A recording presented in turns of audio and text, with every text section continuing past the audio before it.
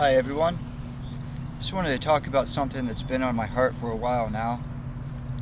Really since before this crisis became a crisis, before the lockdowns, when coronavirus was just something that was affecting the West Coast and the rest of the country was just watching and waiting and hoping it wouldn't come to us.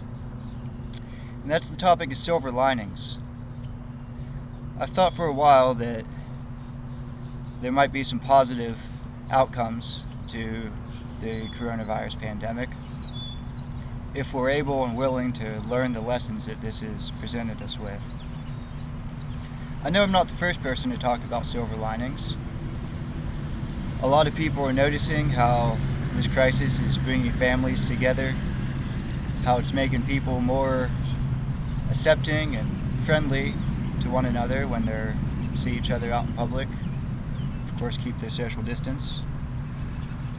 People are eating home-cooked meals again. People are slowing down and taking time to appreciate the important things. I've also noticed a decrease in partisanship. That's been nice. Started to see it ticking back up the last few days online, but I hope that this reminds us that we're all in this together. Left, right, Democrat, Republican. But there's some bigger things that I think we can learn from this. I think we can take away and make our world a better place with the knowledge that we gain here. The Chinese word for crisis literally translates as dangerous opportunity. And that's what we're faced with here. We have a dangerous opportunity. We have the opportunity to remake our societies in a more decentralized and localized fashion, to create more resilient societies that are better able to withstand the inevitable crises of the future. But to do this, it'll take hard work and sacrifice, both on the individual and the collective levels. There are three big lessons that I think we can take away from this that'll help to make the world a better place. One of them, the first one, this is a collective one, is we can bring manufacturing back to the United States. Hell, I've known since the 90s, when I was a child in grade school, that everything being made in China, that wasn't a good thing. Now, with the coronavirus pandemic, and now the people are realizing that all of our prescription medications are also made in China, the N95 masks that our medical workers need are made in China. Hell, I've even heard our military uniforms are made in China. Hopefully this will cause even our esteemed leaders to be able to see the problem with this. Hopefully we'll start to bring manufacturing back here. This will of course create more good paying jobs, the type of jobs that built the American middle class, that made this country the world's sole superpower. I personally don't have any control over that. I doubt if you do either. But hopefully, as I said, hopefully our leaders, so-called leaders, will learn that lesson from this crisis. Another silver lining. Hopefully this leads to people understanding the importance of decentralizing and localizing all systems. I'm talking primarily about energy and food production, but also political systems, everything. I'm a small government kind of guy. I think decisions are best made on the local level. I think energy is best produced on the local level. And I think food is best produced on the local level. Sure, it's nice to be able to go to the store and buy the tropical root vegetables that I like, the yucca and the name, to buy dates and figs. And I don't want to lose that. I hope that when things get back to normal that I'm still able to do that. But I don't want to have to rely for my basic sustenance on food that's shipped halfway around the world, halfway across the country. Farmers markets are important. Producing your own food is important. It'll allow us to better withstand the crises of the future, to better withstand disruptions to the supply chain,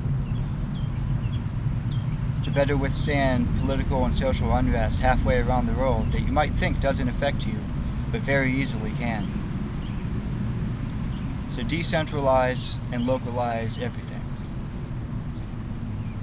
Finally, I've seen a greater interest in and acceptance of prepping.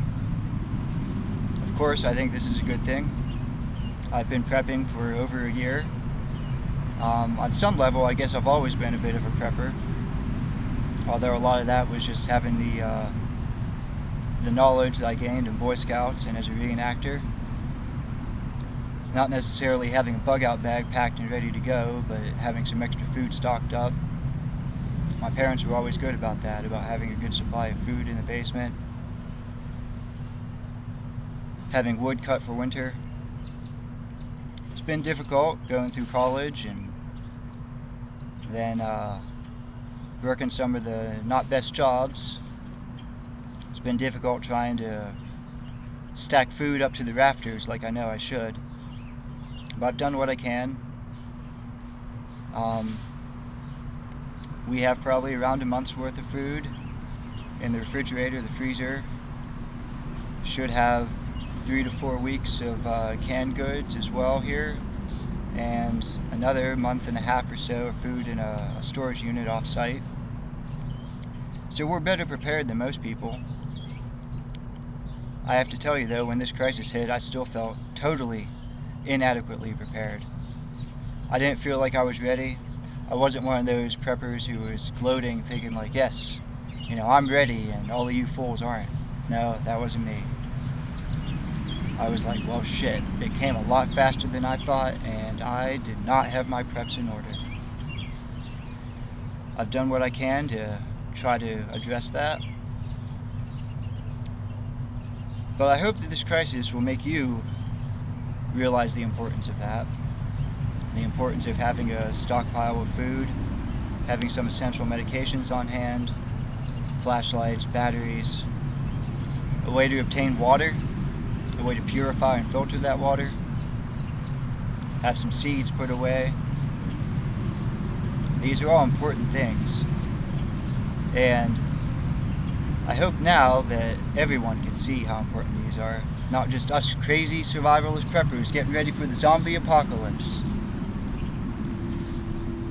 This is the zombie apocalypse, it's here. And God, I hope it's short and I hope it's over soon. I hope we can get back to a normal world, one where it's a lot easier for all of you and for me to put up the essential supplies that we need for the future. I like to say that this crisis has turned us all into preppers.